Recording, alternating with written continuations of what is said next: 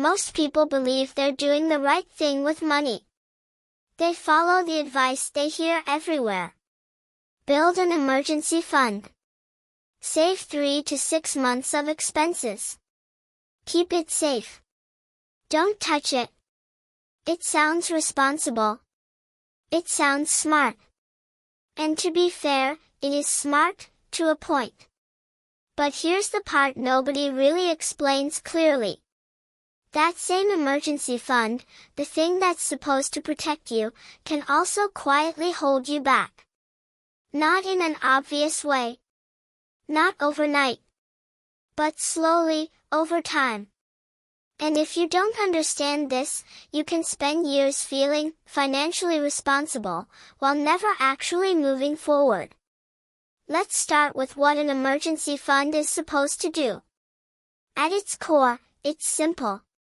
It's money you set aside for unexpected situations. A job loss. A medical bill. A sudden expense you didn't plan for. It's not there to grow. It's not there to make you rich. It's there to give you breathing room when life gets unpredictable. And that matters. Because without any savings at all, one bad event can push you into debt instantly. So yes, having some emergency savings is important. But the problem starts when people confuse safety with progress. Here's what happens in real life.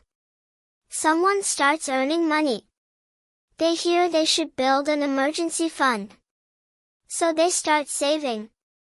At first, it feels good. They hit $500.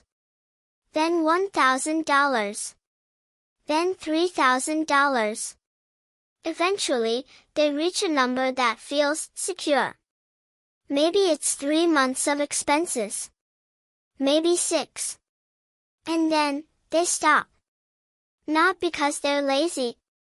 Not because they don't care. But because psychologically, they feel like they've done enough. They've checked the box. They're safe. And that feeling, that sense of safety, is exactly where things begin to stall. Because once you feel safe, you stop questioning. You stop optimizing. You stop pushing your money to do more. Instead, you hold on to it. You protect it. You guard it. But here's the uncomfortable truth. Money that just sits still, slowly loses power. Not dramatically. Not in a way you notice day to day. But quietly. Every year, the cost of living increases. Food gets more expensive. Rent goes up. Transportation costs rise. That's inflation. And while that's happening, your emergency fund, sitting in cash, isn't really keeping up. So even though the number in your account stays the same, what it can actually buy starts to shrink. Now, this doesn't mean your emergency fund is useless. It just means it has a very specific role. It's a tool for protection, not a tool for growth. And problems start when people treat it like it's doing both. There's another layer to this. Opportunity cost. This is something most people don't think about, but it matters a lot. Every dollar you keep sitting idle is a dollar that isn't working somewhere else. It's not invested. It's not compounding. It's not building anything. It's just waiting. Let's make this real. Imagine you keep $5,000 in an emergency fund. You feel good about it. You're covered. You're prepared. But that $5,000 stays the same for years. Meanwhile, if even part of that money had been put into something that grows, even slowly, it could have started building momentum. Not overnight. Not magically. But steadily. And over time, that difference adds up more than people expect. The issue isn't having an emergency fund. The issue is having too much money sitting there for too long without a plan. There's also a behavioral side to this. When money is easily accessible and labeled as safety, people become overly cautious. They avoid taking any financial risks at all. They delay investing. They hesitate to try new income opportunities. They keep everything in a state of just in case. And again, this feels responsible.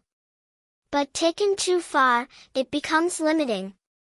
Because growth, real financial growth, usually requires some level of calculated risk. Not reckless decisions. Not gambling. But movement. Think about it like this. If all your money is parked in safety, nothing is pushing forward. There's no engine. No momentum. Just protection.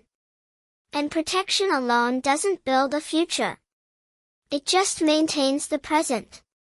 Another thing people don't realize is how goals get affected. When someone focuses heavily on saving an emergency fund, that goal becomes their main focus. But once it's achieved, there's often no clear next step. No system. No structure. Just a pile of money sitting there and a vague idea of being responsible. That's why some people stay in the same financial position for years. Not because they're doing something wrong, but because they stopped progressing after doing something right. So what's the better approach?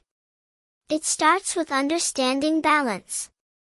You don't need to get rid of your emergency fund. You don't need to ignore safety. But you do need to stop treating it like the final destination.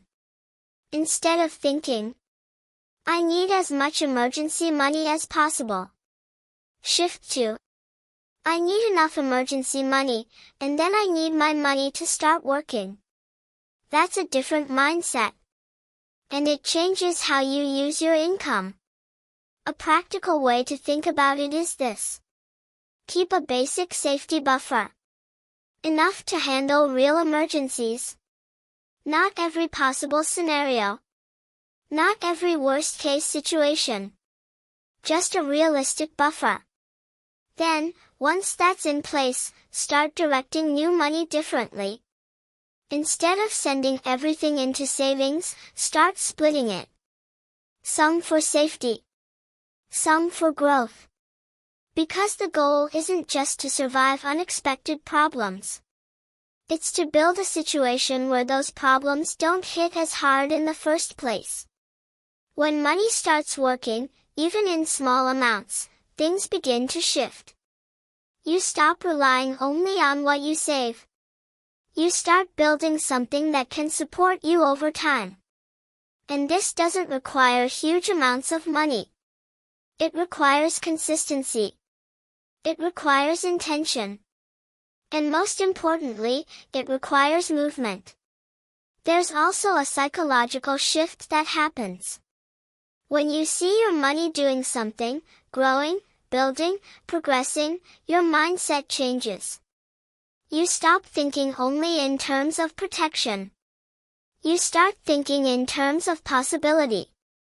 And that's a big difference. Because people who only focus on safety tend to stay in place. People who balance safety with growth start moving forward. Now, it's important to stay realistic. Not every investment works. Not every decision is perfect. There are risks involved. And that's exactly why an emergency fund still matters. It's your cushion. Your backup. Your protection against mistakes or unexpected events. But it shouldn't be your entire strategy. If all your money is sitting still, you're not building anything. You're just waiting. And waiting feels safe. But over time, it can quietly keep you stuck. So if you take anything from this, let it be this. An emergency fund is a starting point, not a finish line. It's there to support you, not to hold all your money forever. And if you've already built one, that's a good thing. You've done something many people don't. But the next step matters just as much. Because financial progress doesn't come from just saving. It comes from what you do after you've saved.